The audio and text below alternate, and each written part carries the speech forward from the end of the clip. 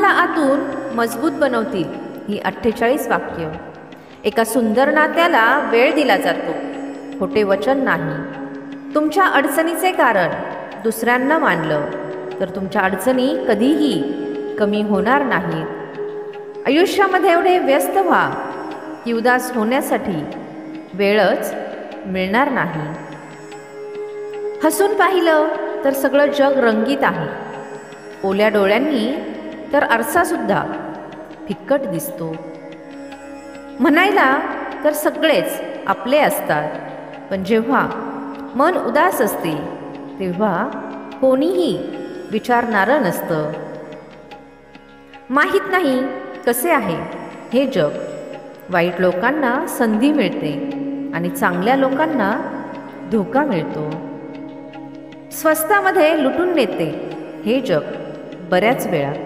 ज्यांना स्वतःच्या किमतीचा अंदाज नसतो. हे प्रेमाचं गणित आहे. इथे 2 मधून 1 गेला तर काहीही शिल्लक राहत नाही. तुटून जातात अशी नाती बऱ्याच वेळा, ज्यांना सांभाळण्याचा प्रयत्न एकट्याने केला जातो. कधीही कोणाकडून इतकी अपेक्षा ठेवू नका की अपेक्षेबरोबर तुम्ही सुद्धा तुटून जाताल.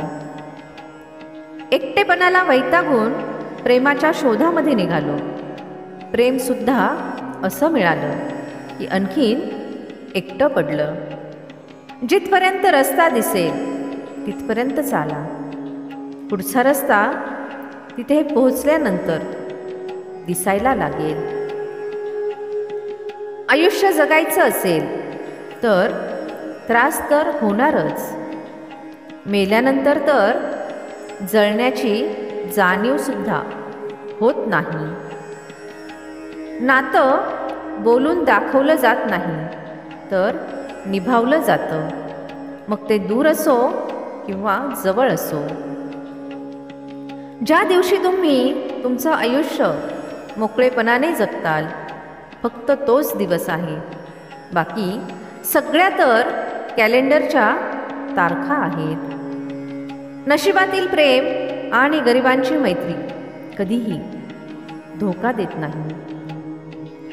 शांत राहून सहन करत राहिलात तर तुम्ही चांगले आहे, आणि जर तुम्ही काही बोलले तर तुमच्यापेक्षा वाईट कोणीही नाही. एवढे सुद्धा सोपे नाही आपल्या पद्धतीने आयुष्य जगणं. आपल्या लोकांना सुद्धा आपण खटकतो जेव्हा आपण आपल्या पद्धतीने आयुष्य जगतो. असं नातं कधीही तुटत नाही. ज्या नात्यांमध्ये नातं निभावण्याची इच्छा दोन्हीकडून असते.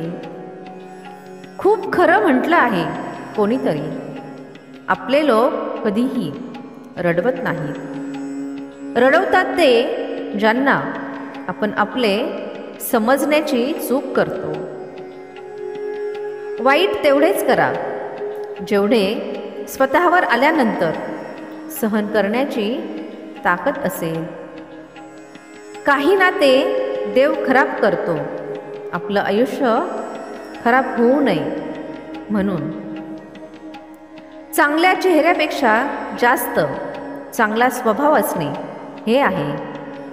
चेहरा तर वयानुसार बदलतो, पण चांगला स्वभाव आयुष्यभर तुमची साथ निभावतो.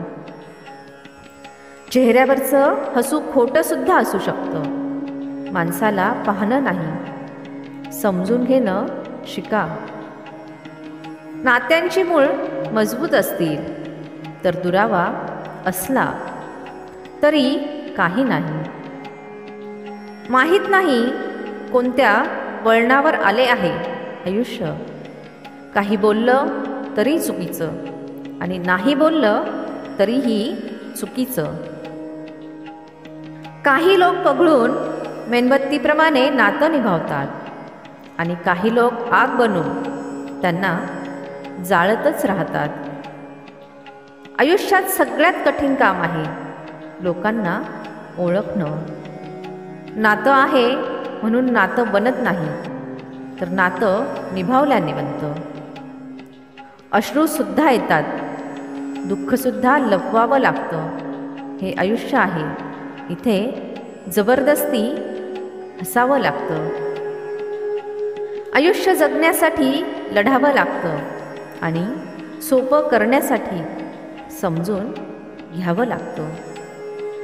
जेव्हा काहीही समजत नाही तेव्हा शांत बसून स्वतःला समजून घेतलं पाहिजे. जे तुम्हाला मिळालं आहे ते तुमच्यासाठी चांगलं आहे हे तुम्हाला माहीत नाही, पण देणाऱ्याला चांगलंच माहीत आहे. कोणत्याही परिस्थितीमध्ये स्वतःला शांत ठेवायला शिका. अर्ध्या अडचणी तर अशा संपतील.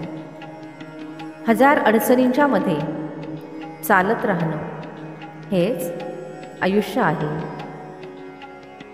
कधीकधी दोरा खूप कच्चा निवडतो आपण आणि मग सगळं आयुष्य गाठ बांधण्यामध्ये निघून जातं.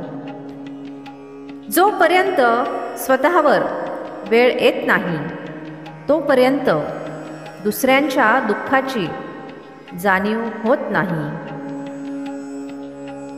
शक्य असेल तर आयुष्यामध्ये ही 2 कामं कधीही करू नका.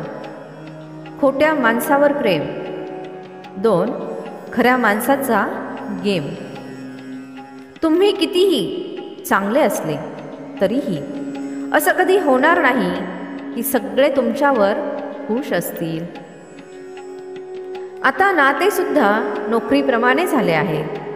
चांगली ऑफर मिळाली की बदलतात.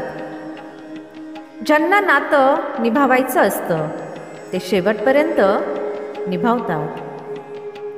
वेळ वाईट असेल तर मेहनत करा आणि वेळ चांगली असेल तर लोकांची मदत करा. तिथे तुमचं नसणंच चांगलं आहे, जिथे तुमची कदर होत नाही. गरजेपेक्षा जास्त चांगलं होणं सुद्धा गरजेपेक्षा जास्त अपमानित करतं. आजकालचे नाते सूर्यफुलासारखे झाले आहेत. जिथे जास्त फायदा मिळेल तिथे वळतात. मनातून उतरलेले लोक समोर जरी आले तरी दिसत नाहीत. जास्त नाही पण इतके सफल व्हा की आपल्या आई वडिलांची प्रत्येक इच्छा पूर्ण करू शकाल. नात्यांमध्ये जेव्हा खोटं बोलायची सुरुवात होते तेव्हा समजून घ्या की नात्यांचा शेवट जवळ आला आहे. हा व्हिडिओ पाहून तुमच्या मनामध्ये आणि आयुष्यामध्ये 1% जरी बदल झाला असेल तर व्हिडिओला एक लाईक नक्की करा आणि कमेंटमध्ये जय श्रीकृष्ण नक्की लिहा.